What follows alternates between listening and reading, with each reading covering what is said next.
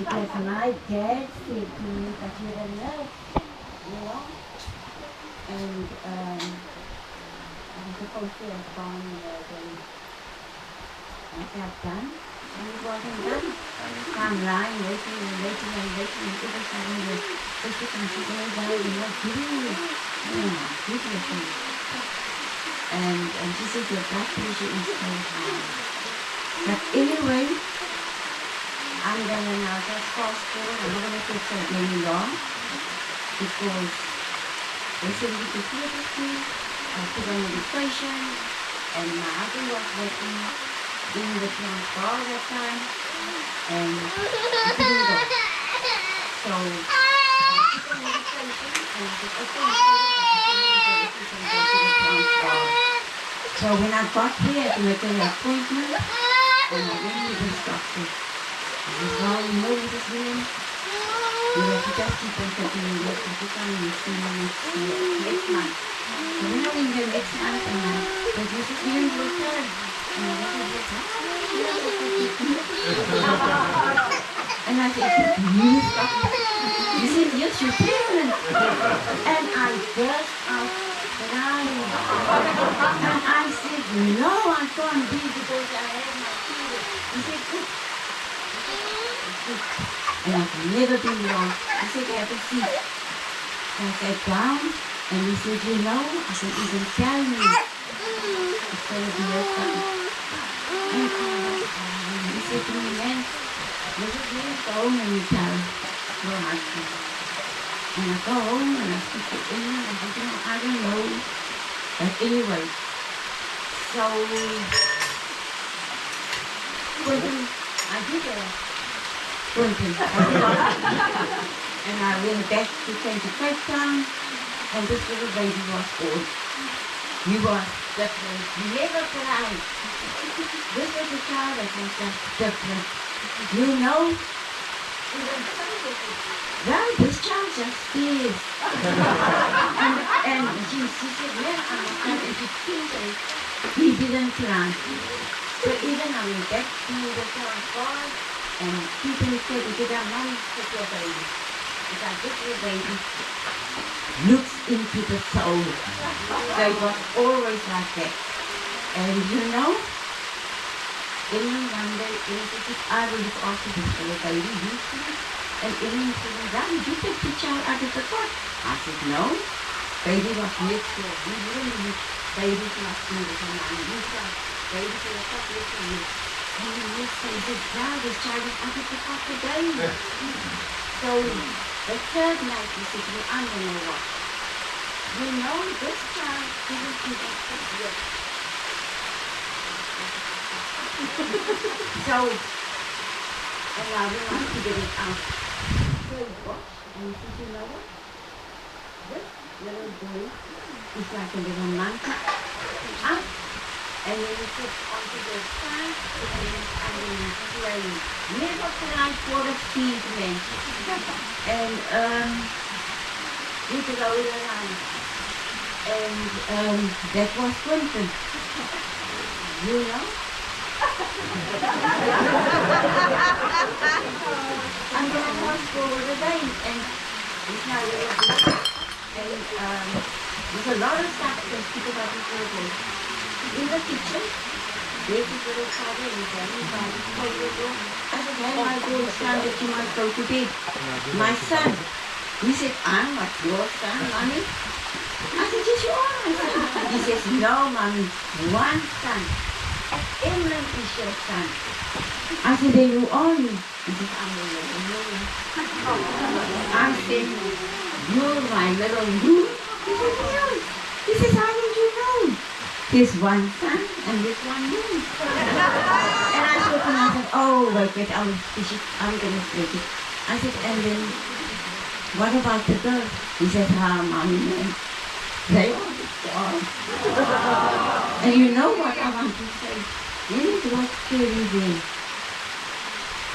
Kerry, I said, hey, you know what? Love her. She clicked into our hearts. Even when we went to Serbia, Kerry was there. What to just part of the family, you know. And we went to, Kerry said to me, you know what? Our family loves drinking, you know.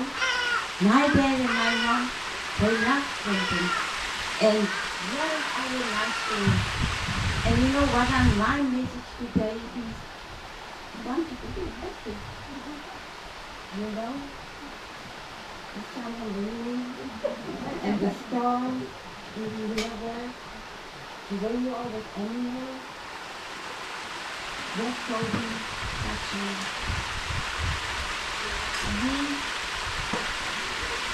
If you can, how can I say, be with an animal, I don't know what to say.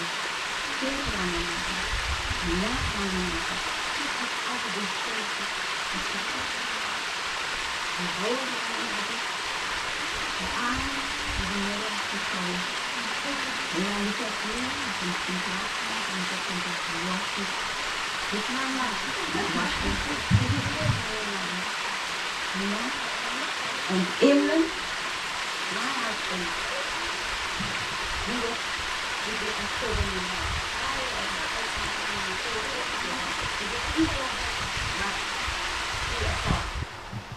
of the family. So each of you will take a day to pick a little family. And he said, if you want to cook, doesn't matter what. So 7 and 35 is, I don't know why I can't cook well, but the one that really cooks is the dad.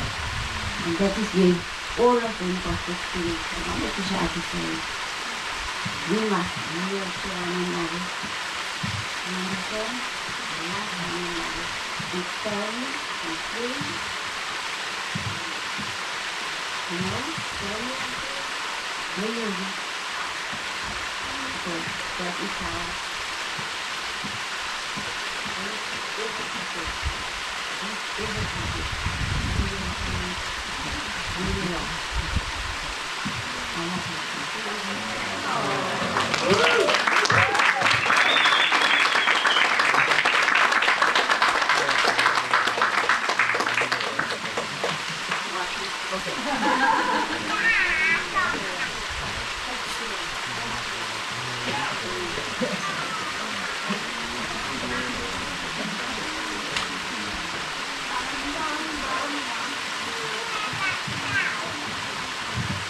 Okay.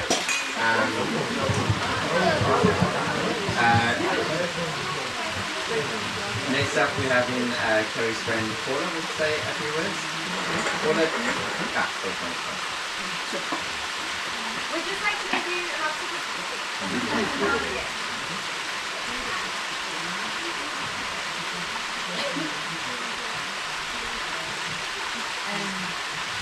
Okay. For anyone, I'm sure you all know Kerry well enough. I'm going to from the Kerry perspective, and I'm bringing you in second shot. Okay? So Kerry is passionate about music and folk. And if I were to sum her up in one clear song and one clear film, it's going to be Born in the USA, and it's going to be Must Love Dogs. We're going to bring these themes together. So for a lot of my time with Kerry, I felt like I'm trying to return to Montana. I had cowboy hats, cowboy boots, dungarees, horses, that full square dance that I still can't do. Kerry has always been there in America, and she's also always been must love dogs, and that is no surprise to anyone here. And I have an observation, but I'm going to bring it back at the end. The dog thing.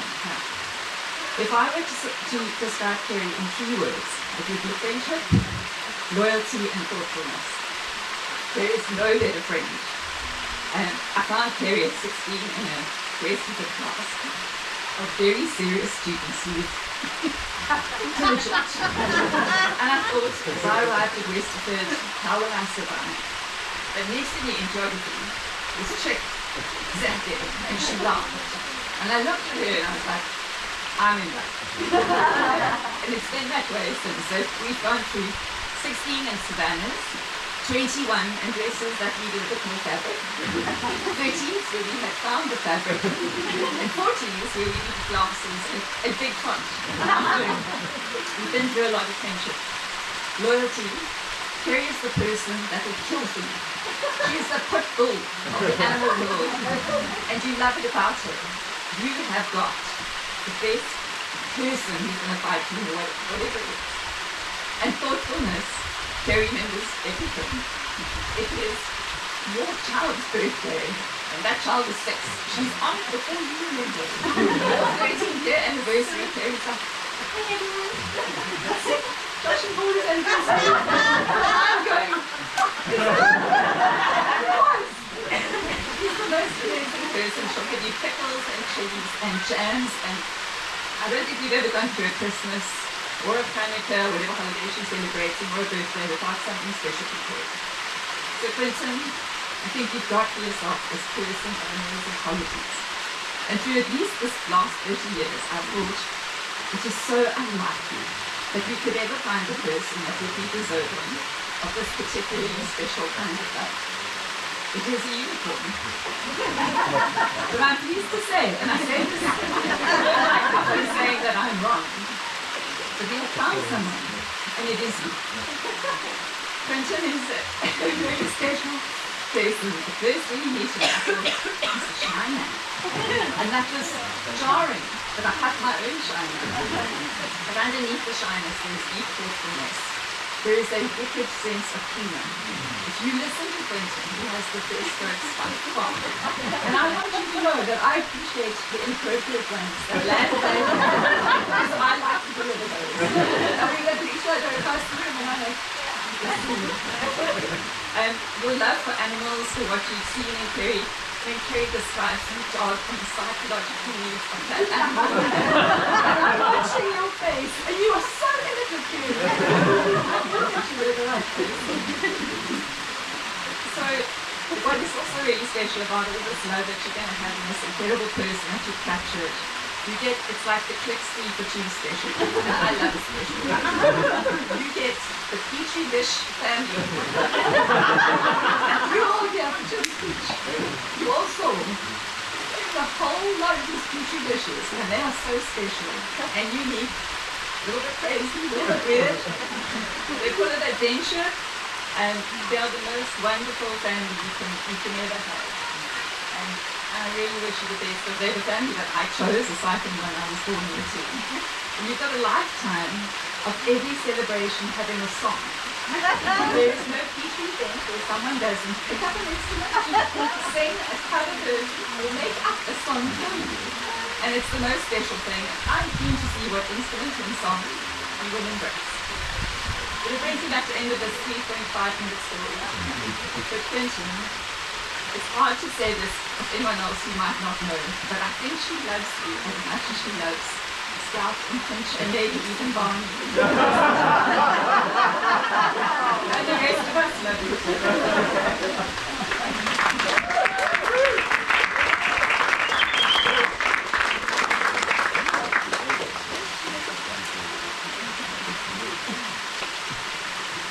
We've got a few more with us. Claire. Yay!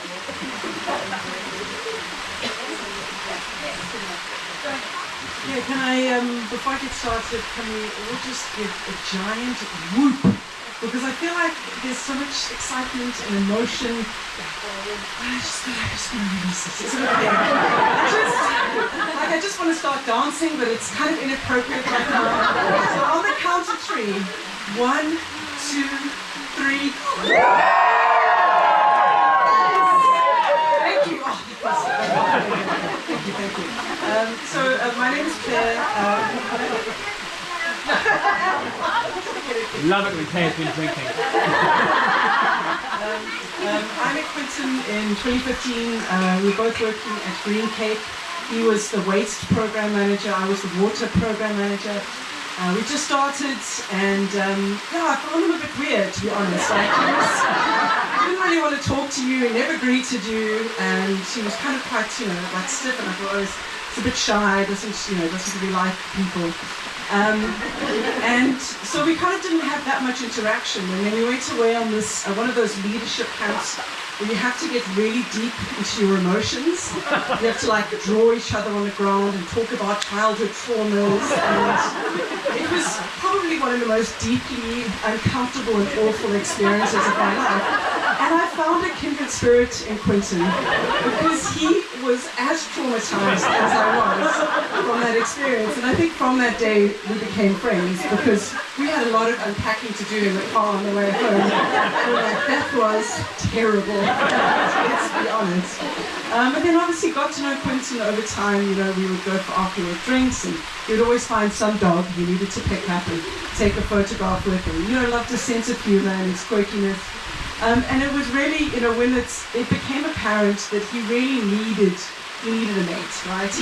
We all agreed he was a total catch, but he was so obsessed with dogs, but couldn't seem to commit to a dog. And he was part of a group at Green Cape called the Rebel Alliance, and I'm glad to say they're here today.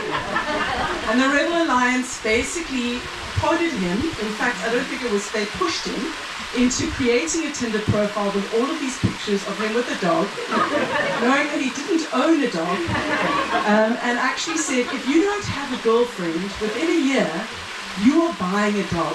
That's it. Enough of this flirting with different dogs everywhere you go. And I mean, it's the most incredible serendipitous thing that's obviously a man with a dog is happening to Kerry.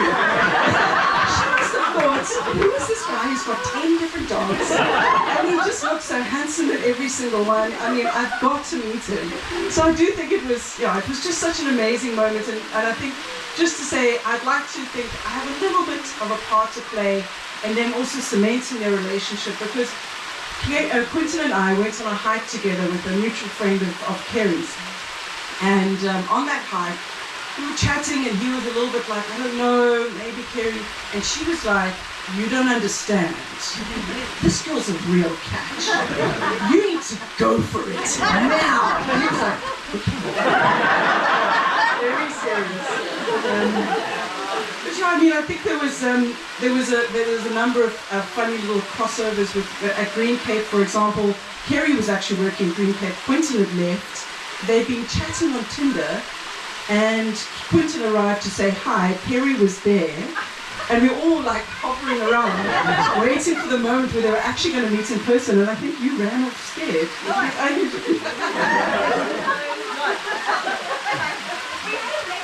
Yes, you hadn't met in person. So anyway, Green Cape has obviously played a bit of a role in their relationship, so I think it was important just to, maybe just a little shout out. Anyone who has worked, been involved at Green Cape and past or present, can you just put your hand up in the audience right now? Oh my God, there's a lot of you here. Anyway, it's always good. It's like a family reunion in a way. But yeah, I think it's been really, really good over the years getting to know Quentin, because that exterior that looks so hard and brittle, I mean, he's so squishy inside, as we also saw today, which was amazing.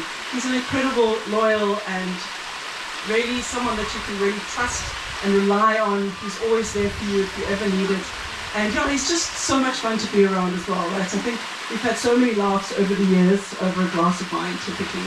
And I'm so happy that you got to meet someone who is as unconventional as you, and you've created this incredibly pragmatic yet loving relationship. Like, I absolutely love the way that you've crafted a life together. You do so many things together, you enjoy time together, you have so much in common, and you've just found a way to make it work in such a beautiful way without all the expectations of what the world wants from you. So yeah, I just want to, obviously, I just think it's amazing, brave and incredible, and I'm so happy for you both, and I love you both, and yeah, just so happy to be here. Thank you, guys.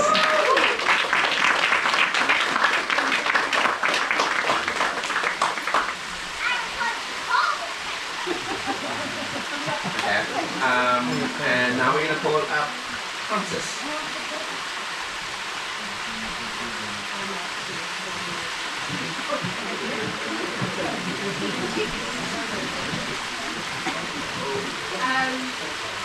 Paula Thank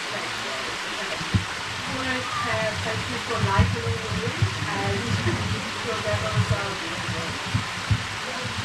of comforting and speech giving. I am going to have to leave and I will carry this feeling more sincere.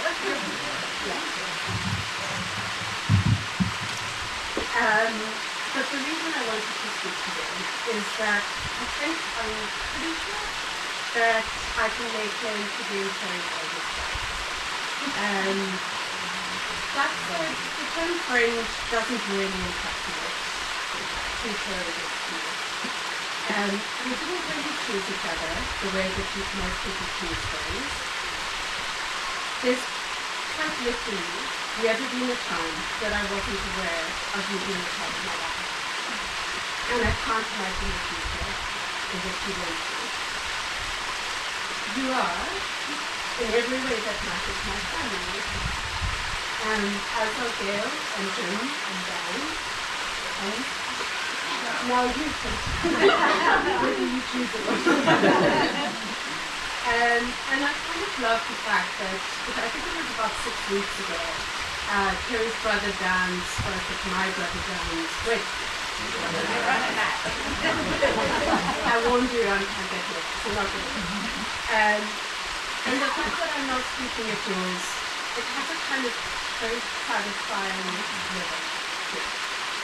And just a quick note, for those of you who were at Matt's wedding and are here today, I'm afraid the speech is not going to be as funny or as brilliant as Dan's, but I can also promise that it's not going to be a lot less unhinged, at no point alarming, and also very technically short.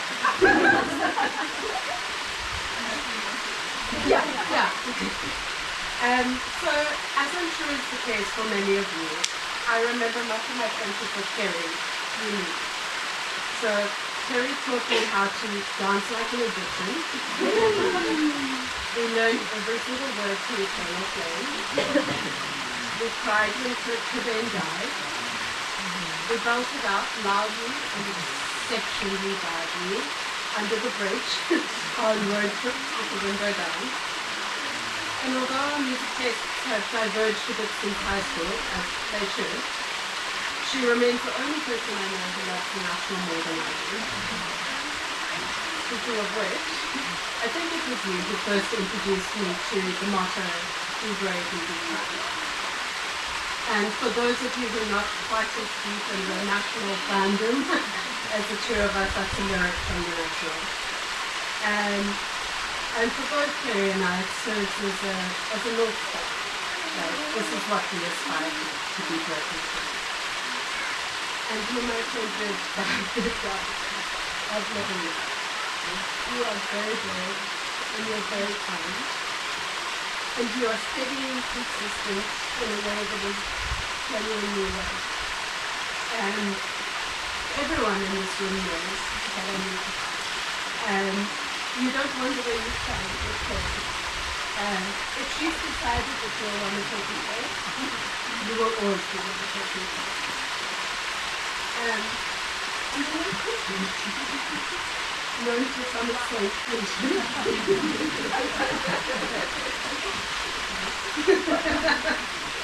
my first introduction to printing was in the heart of priority.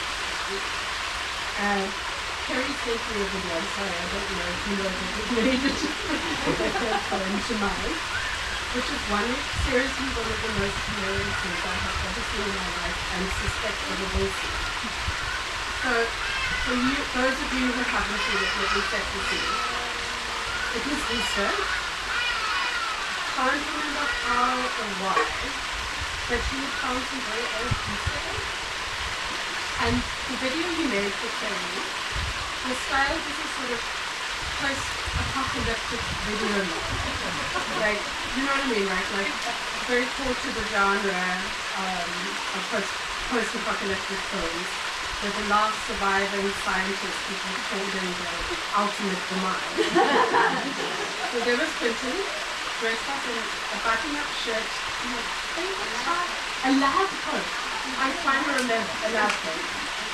using a knife and fork to sample each ancient Easter egg we found and formally recording each one's taste and likelihood of following. I texted back to her in all caps. I said, at least thought it. Marry them. And I think, I mean, as many of you have mentioned, Kerry and Quentin in so many ways are completely different. Kerry talks. Quentin was not most words. Kerry could eat Tex-Mex every night. Quentin spends hours cooking for her friends.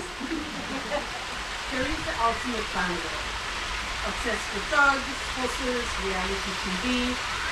Quentin cares about wine and food, and thankfully also playing paddle with our mothers. Kerry's a hugger. And Quentin is, and I genuinely mean this as the highest compliment, a person who does not do things to demographics. He once told me, with a perfectly straight face, a bit of a twinkle in his eye, that he literally did not give a fuck with what I thought. Besides being hilarious, it's also what I love about Quentin. When he does something, and he does a lot, you really know it's because he does it. And what he gives Kerry is permission to also do it. Permission to be less beautiful, and to shift out of the fairly severe case of what Kerry and I call oldest daughter syndrome. But also to be silly, to let go of control, and to have all of the adventure. Kerry and Quentin, we both live massive attacks, perfect mantra. Love is a bird, love is a dream. So to end this off, I want to offer the two of you a collective gift on behalf of our friends, and specifically the hashtag old friends best friends of you here. Ahead of this weekend, each of us closed this out and intended it a gift, or kind of gift. And the playlist, as well as an original artwork that made out of it, and representing those wishes is coming.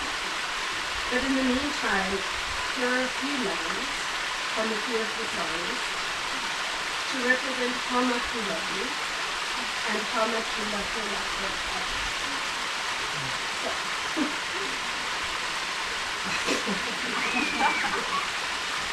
how are you fools? We love you. We hope that as you walk together, baby, come with me. You are to others with us in times of dryness and harvest in the temple. Sometimes look into each other's eyes and reach each other's souls.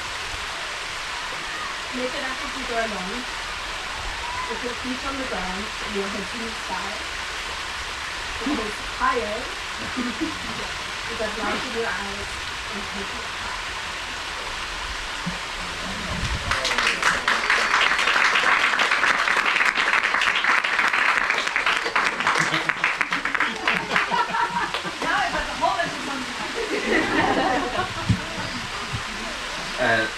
Last one before the party. I'm going to invite my sister Natalie up.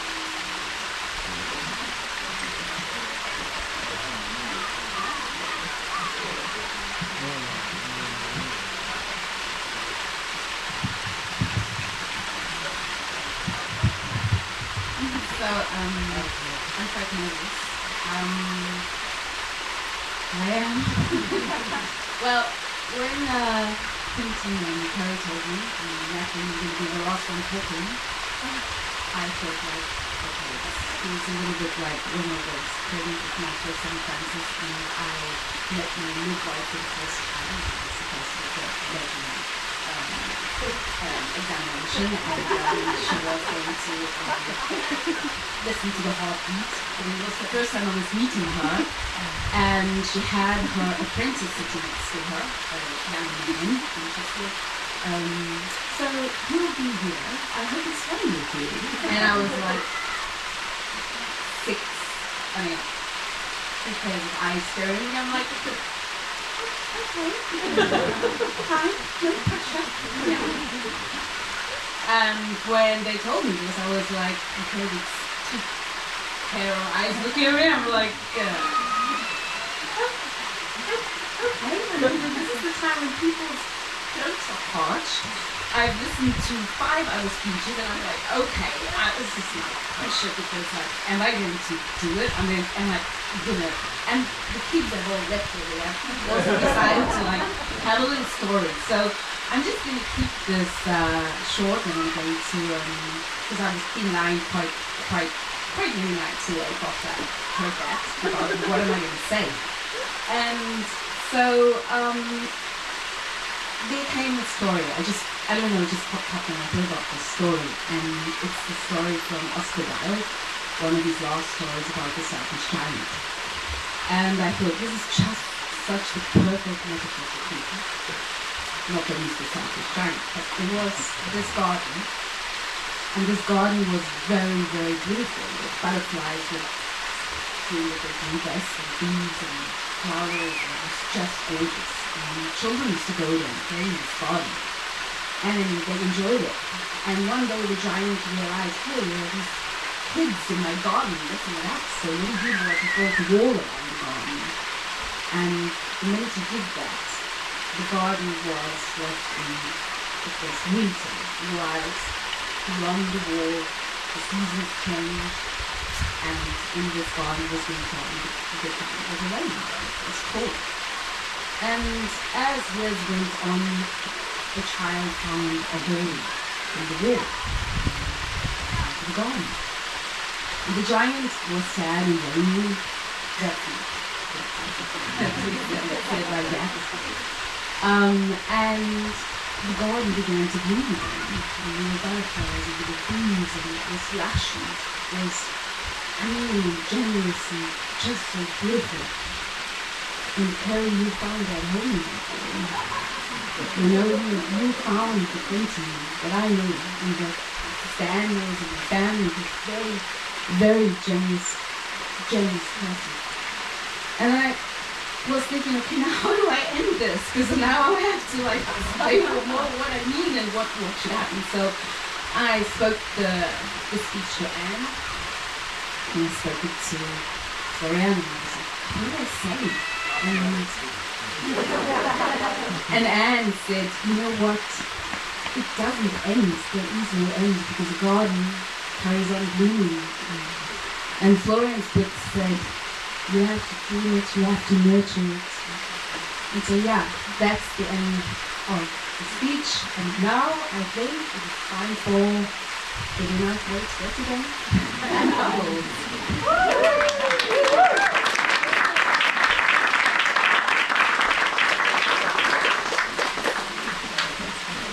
Okay, so after you all picked our glasses and kept on saying no speeches are done. Go ahead. We're going to pop some sparkling wine, and this is in place of a celebration.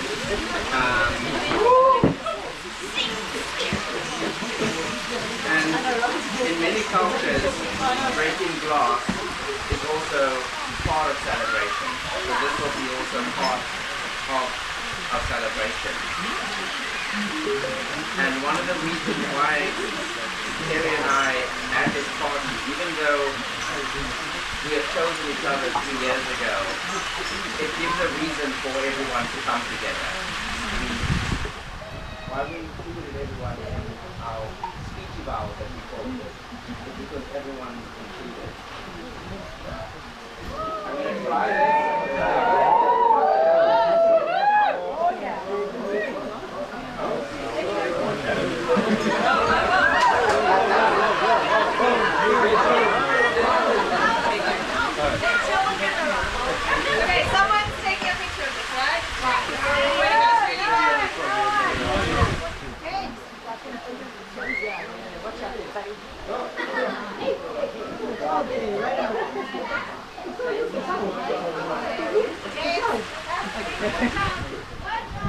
One, two, three.